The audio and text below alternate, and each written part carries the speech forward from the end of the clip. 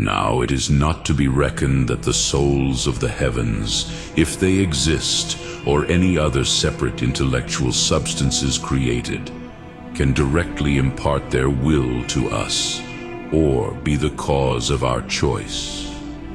For the actions of all creatures are contained under the order of divine providence, hence they cannot act apart from his laws. Now it is a law of providence that each thing is immediately moved by its immediate cause. Therefore the higher created cause, having passed through such an order, can neither move nor do anything.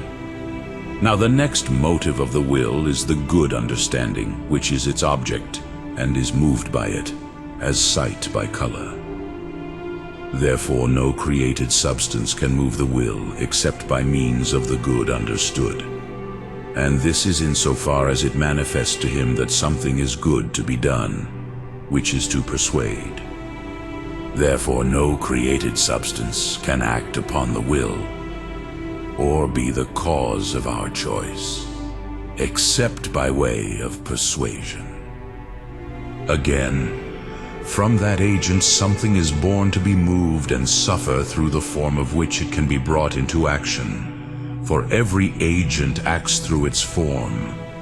Now the will is brought into action by means of the appetitive, which quiets the movement of its desire. But in the divine good alone, the desire of the will rests, as in the last end, as is clear from what has been said above. God alone, therefore, can move the will by means of an agent. Still, just as in an inanimate thing there is a natural inclination towards its own end, which is also called natural appetite, thus the will is in the intellectual substance, which is called the intellectual appetite. But it is not for him who instituted nature to give natural inclinations. Therefore it is not possible to incline the will to anything except that which is the cause of the intellectual nature. But this belongs to God alone, as is clear from what has been said above. Therefore, he alone can incline our will to something. Further, violent as it is said in Ethics 3, if therefore the will is moved by some external principle, it will be a violent movement. I mean to be moved by an external principle, which moves by the mode of the agent, and not by the mode of the end. But the violent is opposed to the voluntary. It is therefore impossible for the will to be moved by an external principle, as if by an agent, but it is necessary that every movement of the will proceed from within. But no created substance is united to the intellectual soul as far as its interiors are concerned, except God alone, who alone is the cause of its being, and sustains it into being. A voluntary movement can therefore be caused by God alone.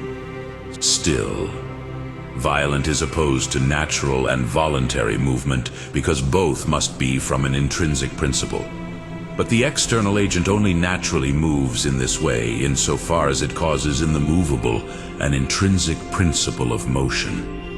Just as the generator, which gives the form of gravity to a heavy generated body, naturally moves it downwards.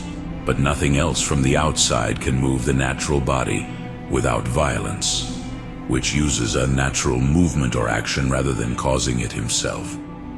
Therefore, only that agent can cause a movement of the will without violence, which causes the intrinsic principle of this movement, which is the very power of the will. Now, this is God, who alone creates the soul, as was shown in the 2nd chapter. God alone, therefore, can move the will by means of an agent without violence. Hence it is said that Proverbs 21:1, the heart of the king is in the hand of the Lord, and he will incline it wherever he wills. And Philippians 2:13, it is God who works in us to will and to accomplish for a good will.